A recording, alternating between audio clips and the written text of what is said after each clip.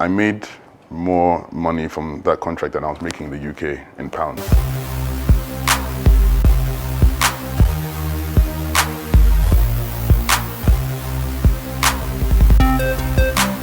Hi, my name is Yanfo Hackman, CEO and founder of Social Ghana. We're a creative marketing agency based here in Accra, Ghana.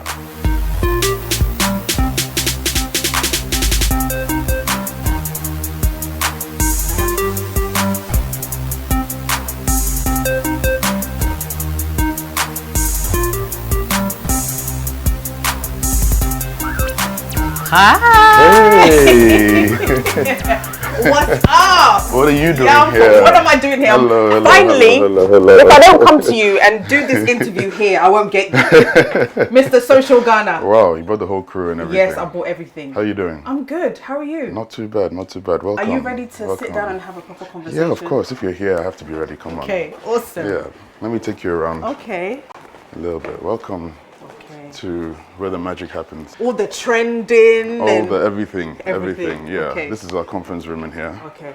Let's surprise these guys. Hi. Hi guys. Say hi. How are you?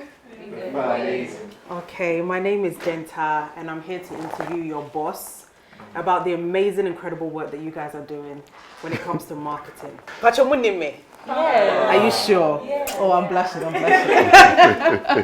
But yeah, no, honestly, great work. And it's good to see young people as well. Is it a young, vibrant? I like the office, the colors, the themes and stuff like that. Not all of them are young, by the way. Some of them Some of them are old. Yeah. Awesome. Some old people here. Yeah, I think they're working on some content plans Okay. now. So just creating the content for our clients. So, Okay. Fantastic. Yeah. So you do all sorts of clients, right? Yeah. Can you announce some of them? We have Gold Key, we have Final Ghana, we have Mega 6, we have Super Yogo. Oh, And that's at the Final Ghana. Yeah. We have Bosch. Yeah, just. and you have Guba. It's coming. Soon, Guba's coming. soon. Fantastic. I like the way the office is set out. Did you? Yeah, kind of like an design- open yeah. plan. Yes, Did you design it this way? We did. We Okay. designed it with an interior deco team as well. Okay. But yeah, the idea was just to make it open plan and to encourage teamwork as well, collaboration and teamwork and all of that. How many employees? How many do we have? Yeah. I think, let's ask our HR. 22. 22, yes. Brilliant. Awesome. So should we come here and sit down for the interview? Yes, this Okay. would be a good place to start. Brilliant. So this is where everybody This is has our their breakout room. Yeah, Okay. this is just to have some chill downtime and Okay. stuff. People eat over here, and over here we have our it's a couch, it's a TV, PlayStation 5, Yeah. karaoke system as well for Friday nights when we want to, Oh. let our hair down. So there's a lot little of team bonding, getting to know your staff. Because you said that on Fridays you have, is it movie nights? bit. Movie nights, happy hour, Happy once hour. in a while. Yeah. Hey, happy hour. The kind of Okay. work that we do here, which is creative work, you need people to feel Relaxed. Yeah. And in that spirit of just being as creative as possible. So we try to set up the office and, create a space that people feel comfortable and, That's great. and you find that people stay here till quite late, voluntarily. Okay. They're here till 8, 9 on Fridays, 10, 11. Wow. Sometimes on the weekend they'll come here and, just open chill. for them to come yeah, and of work. course, to work or to watch Netflix if they want or anything they want. So nowadays a lot of companies are getting their staff to work from home. Is it something that you do? Oh yeah, of course. So Wednesdays we work from home as a team. The entire office works from home, and everybody has a choice of one other day in the week to also work from home. Yeah, if they want Brilliant. to. So Awesome. yeah, Now let's dive into the conversation. no problem. How's everything with you? All is well with me. You're All is good? good, yes. And the diaspora transition is about diasporans that have moved, Yeah. why they've moved. What opportunity did they see that made them move? And how is it going whilst they've been here? In every country, when you move, there is challenges. Yeah, of course. 2013, you decided to move back home to Ghana. because you saw an opportunity. Yes. So first of all, let's go to what you were doing in the UK, because you moved from the UK to Ghana. Tell us about where you were working and why you decided to move. Okay, so I was working in London in marketing. So I worked for 2 companies in London. The first one was Volvo, the car company. Okay. I was working in their marketing department. And at the time, social media was just becoming a thing. And it was sort of my thing as well, from a casual side. I was always a big social media person from back in the day. I don't know if you remember High Five. Oh yeah, I used to have High Five. I had about 50,000 followers. we're showing our age now, but the High Five was sort of like the big social media platform at the time. And I was big on High Five, I was big on MySpace. Wow, MySpace. Yeah, all of that before Facebook and Instagram and all of these guys came up. So I already sort of knew my way around social media. Is that what you studied? Or is No, that just your passion? I studied English. My passion was writing, reading and writing. So my nose was always in the book back in the day. And then the internet came about and then I forgot how to read and write. And I just used to browse the internet. But yeah, I wanted to be a journalist growing up, and I just wanted to write. So I studied English at school. Okay. And then I moved to London, started looking for work with like newspapers, magazines and stuff like that. But why were you staying outside of London? You said you moved to London. Sorry, so I was in uni in America, in Ohio. Oh, okay. Yeah, so you studied in the US? Yes, I studied in the US. Okay. And then I moved to London. Okay. And I worked there for, a good 2 or 3 years. So I moved to London in 2010, I think. Okay. And then I was just looking around for jobs in media and writing. And then eventually I got a job at Volvo in the marketing department. And my job was to help to come up with ideas to sell the cars that they had. Strategy. Yeah, strategy and stuff like that. And I proposed to them the idea of being on social media, being on Facebook. So I actually set up their first social media platforms. Yeah. And the job there was just to create social media campaigns, create content for the page, interact with customers, answer questions and stuff like that. But in my mind, I didn't even think of that as a job, like as a social media strategist as a job. I was just doing it because, you just got a job in it. Exactly. Yeah, you applied. Exactly, yeah. Okay. And it was a small part of a bigger role, which was the marketing, so newspaper, radio, TV, billboards and stuff like that. So that was my first job in marketing. And then I left Volvo after about a year, and I was looking for jobs, and I found one at a social media agency. And that was the first time that I had heard of the concept of a social media agency. So I looked into it, and the job was to essentially create social media platform or manage social media accounts for different brands. So I applied, I got the job, and that was my job for the next year after that, just managing Facebook, Instagram, Google accounts for different clients.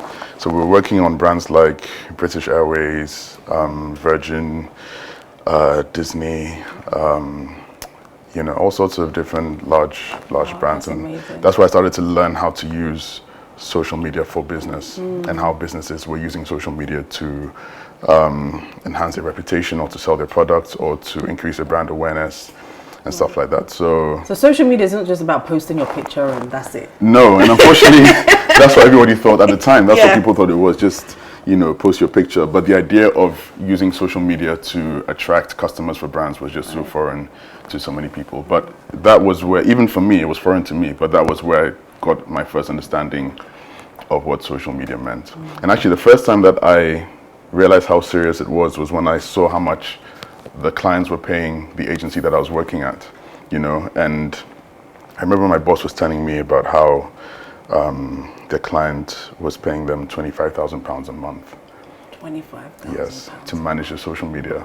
And that just set off, light bulbs in my head so it wasn't really about the money part. I mean, that was part of it, that this could be a lucrative business as well. But I started to think about, why are companies investing so much of their money into Facebook, into Instagram and Twitter?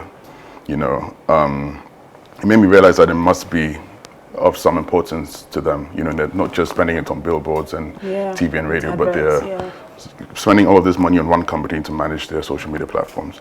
So I started to look into why they were doing it and what made social media different to other, marketing channels. And then And then I started to think, is anybody doing this in Ghana? But what was your connection to Ghana like?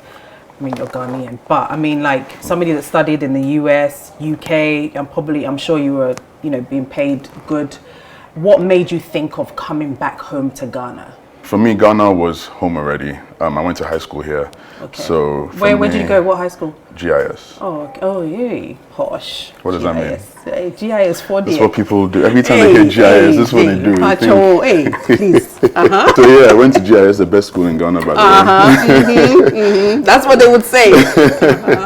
And yeah, so your heart was always home. My heart was always home. And I mean, also at the same time, I think even while I was abroad, my mind was always, what is my transition to go back home at a point? I loved living and working in London, but I wanted to come back at some point and make some sort of impact, and my parents, my family, my aunties and uncles always used to tell us, that when we send you guys away for uni or to live, abroad, we want you to sort of think about what is happening there, what they're doing there that we're not doing here, and think about how you can bring that back, think of how you can apply that back home. And yeah, so that was always my mentality from uni to London to, I was just always thinking, what have they got here that we haven't got in Ghana that we can make something of, Amazing. So this was one of the things. As soon as I saw that this is such a big thing over here,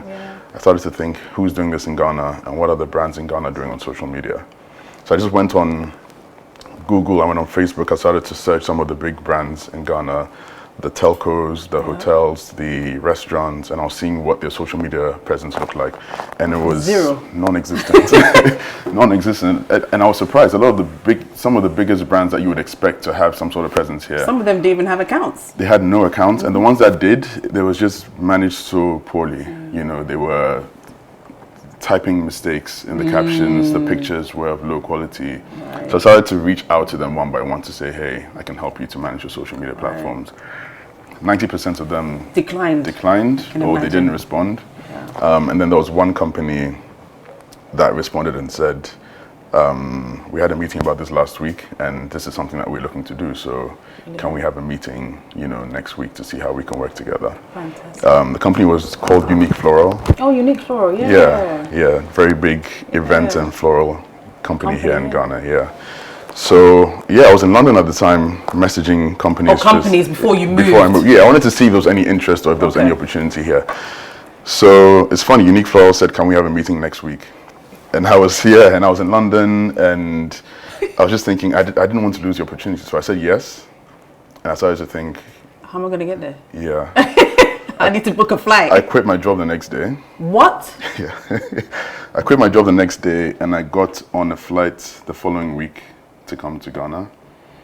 And I got here the day before the meeting. So somebody would say that you're crazy, you're mad. Like, are you okay? You quit your job. Yeah. And just made that bold decision. Yeah. I think it was definitely the biggest risk that I ever took. Obviously, I've been working at this company for a year, so I had my idea of what social media marketing and strategy looked like. But, to do it in Ghana was a whole different ball game. But I also didn't want to lose. For me, it was like, this is my opportunity to move back to Ghana and to start. But you didn't know whether you were going to get the job or not? I was confident that I was going to get the job. Wow. Yeah, I love that. I had to look at their page and I knew exactly what they needed to do. But in the meeting, I was really nervous. I was just like, if this doesn't go right, am I going to go back to London? What am I going to do? But the meeting went very well. Fantastic. And I realized that, I was speaking to people that didn't know too much about social media. I always assumed that everybody knows everything, but it went well. And then they called me a week later and they said they want to sign a contract. They want to start working together. Fantastic. And that was my first contract as Social Ghana. It was just me. Just you? Yeah, I came up with a name on the plane on the way to Ghana. Yeah, because I was going to ask you, what made you? And it was meant to be like just a working name for that meeting because I couldn't think of anything. So I just thought social media in Ghana, Social Ghana. Social Ghana. Yeah, it just came like that. So and what did you tell your parents that you're quitting your job, you're coming for an interview? What did your parents say? No, so they knew that I was trying to move back. Okay. At the nearest opportunity, and they were encouraging me to move back as well. That's nice. You know, yeah. That's nice. That's good. So you didn't have parents who are like, are you okay? No, like, no. why don't you stay in the UK for a little while? No, I think they missed me as well. So Okay. they wanted me back home. So I think so. They were happy when I told them that this opportunity has come up. I think they didn't really understand either social media marketing. So I had to explain that to them. But yeah, I got back. That was my first client, and everything just went uphill from there. Because and it was interesting because I made more money from that contract than I was making in the UK in pounds.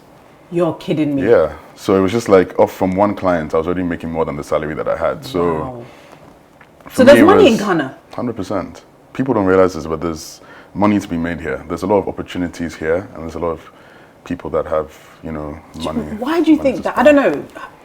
Do you think that if you hadn't gone abroad, you wouldn't have seen that opportunity? Do you think that coming from outside, I definitely think that made a difference as well. It's not the only thing, because I have a lot of friends that have been here their whole life. They didn't go outside, but they have like the most thriving businesses. So it wasn't just about me being there. But for me personally, that was what opened my eyes to social media marketing. And clearly nobody else in Ghana at the time was doing social media marketing. So I think if I wasn't there, I don't know what I'd have been doing. I'd have been looking for more writing jobs, I think, a daily graphic or something like that. So. Wow.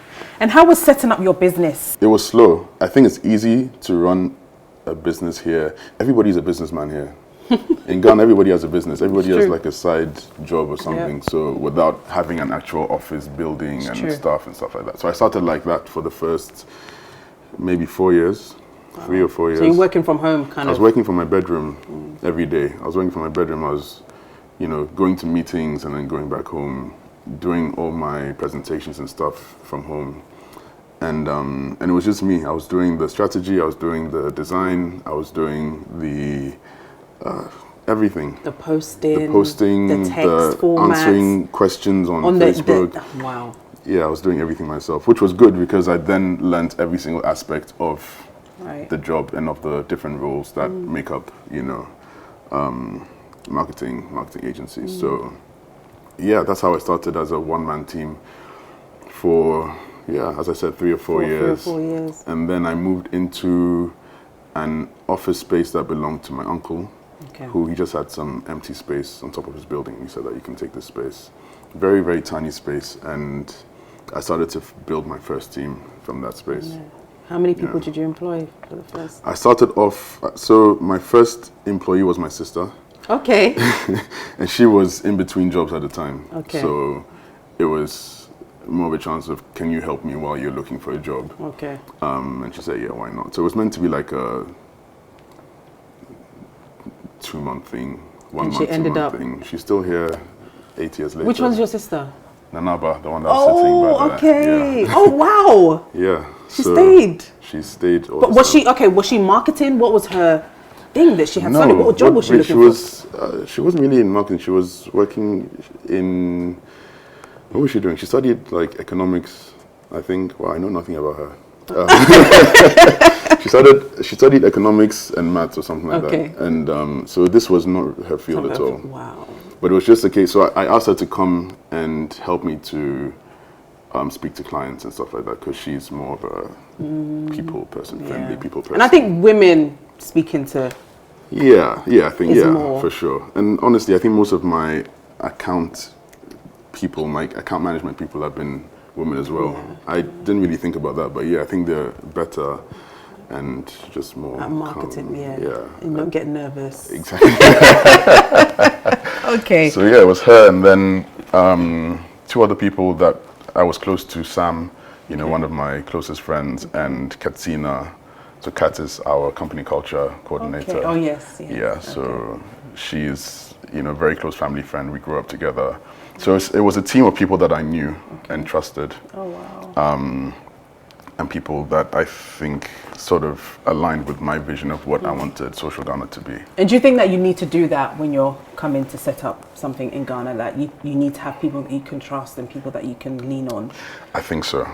Okay. I think so, because Yeah, Ghana can be vicious. People can be very vicious here, and people, we have this mindset or mentality of, if it's not my company, then why should I put, a lot into it? But these three really treated it like it was their company as well.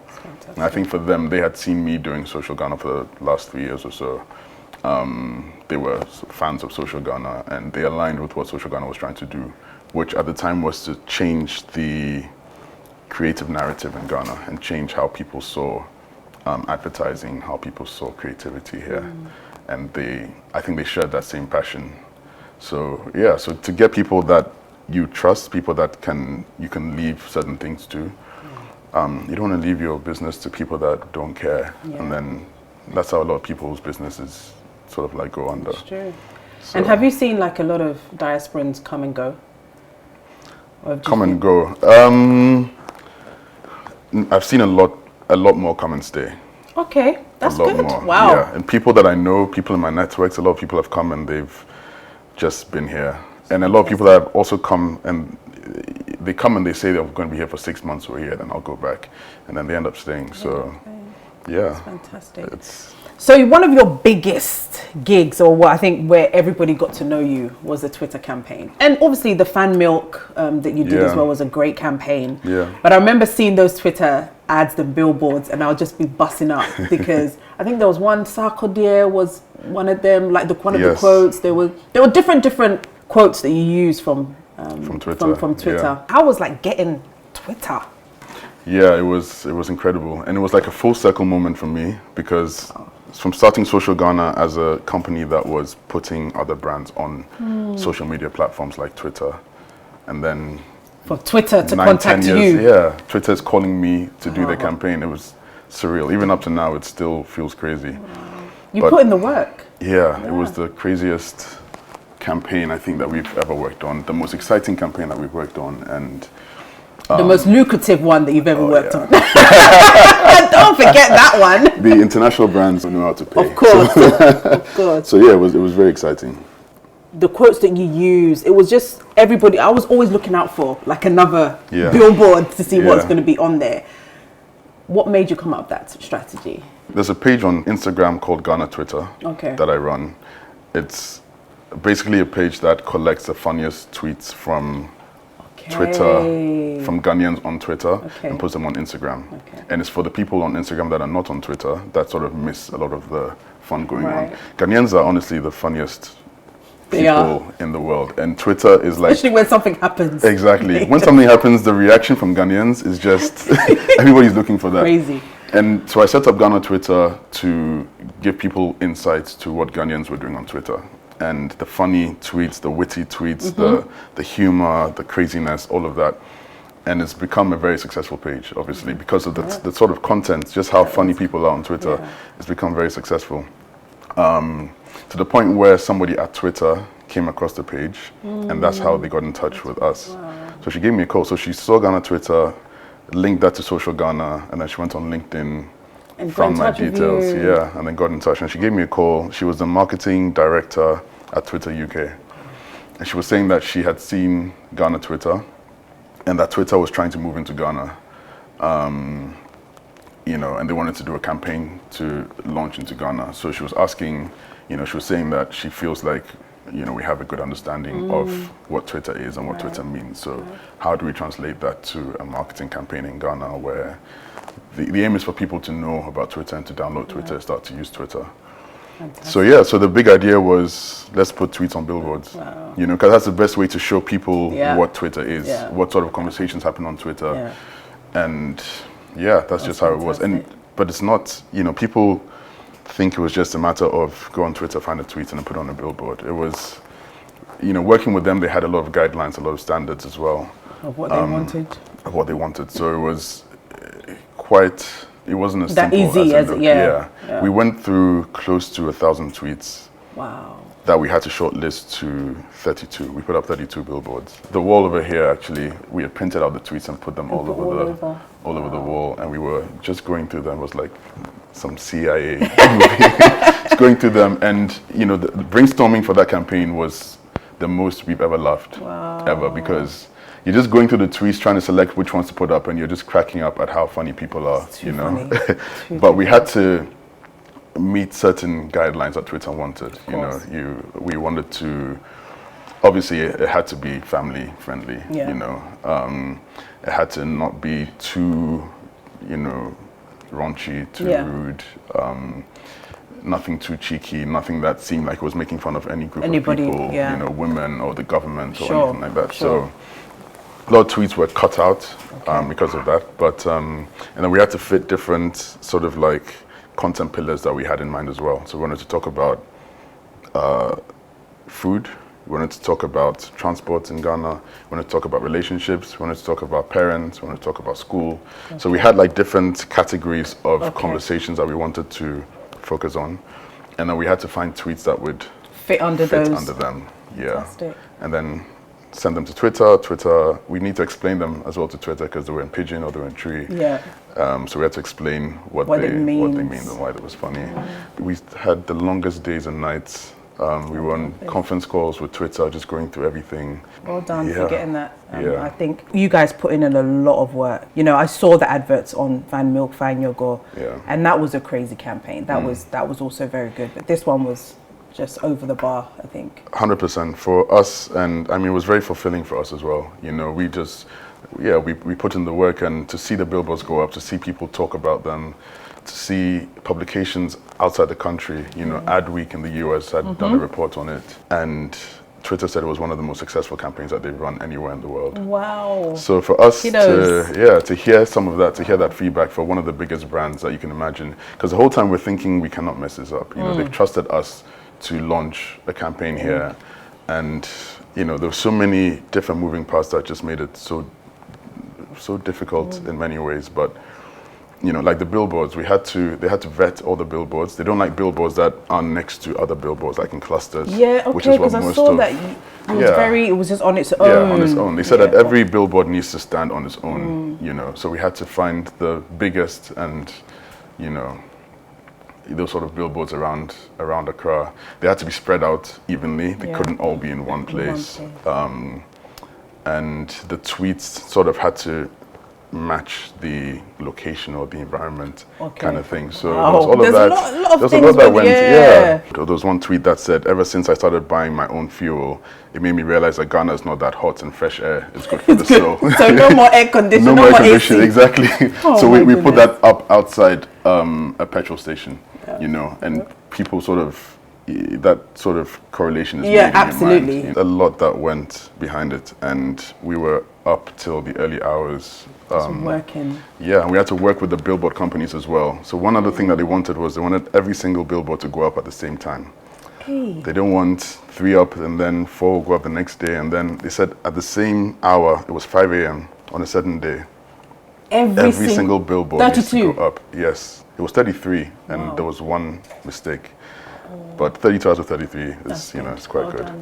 So we had to get everybody ready on site at 3 a.m. that morning to get ready for the 5 a.m. reveal. And you delivered? Oh yeah, 100%. They all went up before. Because some things are not in your control. Yes, and that's where there was some challenges. But for the most part, I think we made everybody realize. We told them that if this goes up at 5:15, you're not getting your money. You know, we had to make it clear to the companies we're working with that this is very important to our client, that it goes up at the same time. And they wanted people to wake up and drive around town and see the billboards at the same time. You know, so the conversation sort of, you know, aligns. So it was tough, but it was so good, Well done. So now, if you had the opportunity to go back to the UK, would you go back? No, not at all. And you know, London was amazing, and I love London, one of my favorite cities in the world, but there's just something about being home, being around family and friends, and, you know, doing something that's working, doing something that is impactful, employing people, meeting people all the time, meeting new brands and new clients every day. I don't think anything can replace that. And when I was in London, my days were quite monotonous.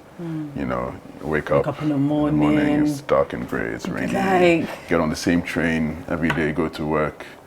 No one's smiling at you. Yeah, it was just a little bit, but over here, you don't know what is going to happen, you know. It's true. The day after, you know. So it's just something fulfilling and something just really pleasing about being here and working here and meeting new people and new opportunities coming up every day. And yeah. Fantastic. Just like how I'm sitting in my office and then you just walk in. Just walk in, you know. We do. This would never happen in London. No, you can't just walk into someone's office. Walk in and start an interview, but Exactly. yeah. Well done for setting up and keeping on the grind, because we do have diasporans that move back. You know, when they've come, it hasn't worked out. You know, they haven't got the staff that they need.